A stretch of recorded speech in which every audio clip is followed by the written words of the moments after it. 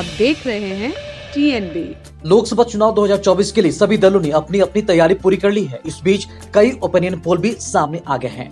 क्या आप जानते हैं 2024 में किसकी सरकार केंद्र में बनने जा रही है? क्या एनडीए सरकार फिर से वापसी करने वाली है या फिर कांग्रेस इस बार कुछ कमाल दिखाने वाली है? क्या इस बार देश की सत्ता में नरेंद्र मोदी फिर से प्रधानमंत्री बनने जा रहे हैं?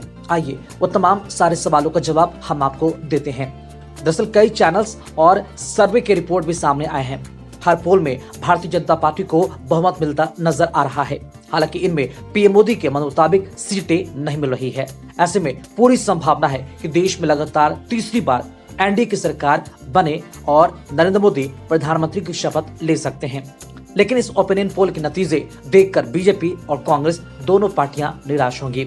आगामी लोकसभा चुनाव में सत्ताधारी एनडीए गठबंधन का लक्ष्य 400 से ज्यादा सीटें जीतने का है। वहीं विपक्षी दलों का इंडिया गठबंधन सत्ता में वापसी करना चाहता है। अगर विपक्षी दल सरकार नहीं भी बना पाते हैं तो कम से कम साथ मिलकर मजबूत विपक्ष बनाना चाहेंगे। हालांकि मीडिया रिपोर्ट के मुताबिक जो ओपिनियन पोल सामने आया है उसमें दोनों में से किसी भी गठबंधन की उम्मीदें पूरी होती नजर नहीं आ रही। लोकसभा की 543 सीटों के लिए 1,67,843 लोगों के बीच किए गए इस ओपिनियन पोल में एनडीए गठबंधन को 377 सीट और इंडिया गठबंधन को 94 सीट और अन्य दलों को 72 सीटें मिलती दिखाई दे रही हैं। अब ये जान लेते हैं कि किस राज्य में किसे कितनी सीट मिलने का अनुमान है। कर्नाटक की बात करें तो कर्नाटक में एनडीए को 23 और कांग्रेस को 5 सीट मिलने का अनुमान है। आंध्र प्रदेश में वाईएसआरसीपी को 19 और टीडीपी को 6 सीटें मिलने का अनुमान है। तेलंगाना में बीजेपी को 5 और कांग्रेस को 9 सीट मिलने के आसार है। केरल में विपक्षी दलों के इंडिया गठबंधन के सभी 20 सीट जीतने की संभावना है।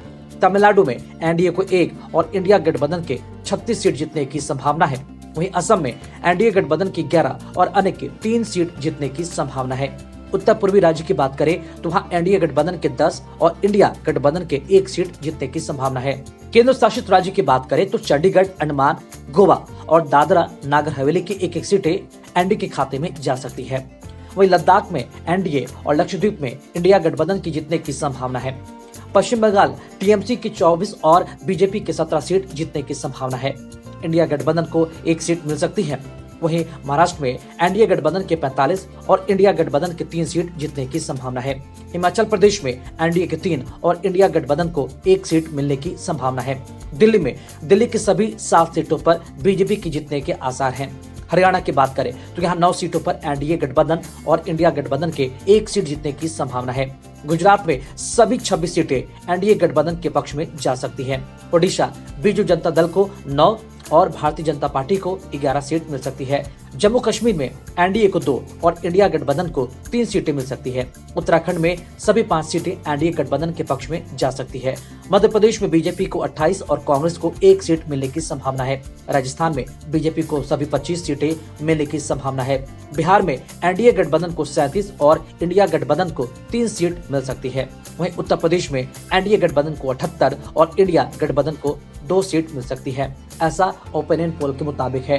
हालांकि देखना दिलचस्प होगा कि चुनाव के बाद किसकी सरकार बनती है और कौन सी पार्टी को कितनी सीटें मिलती है।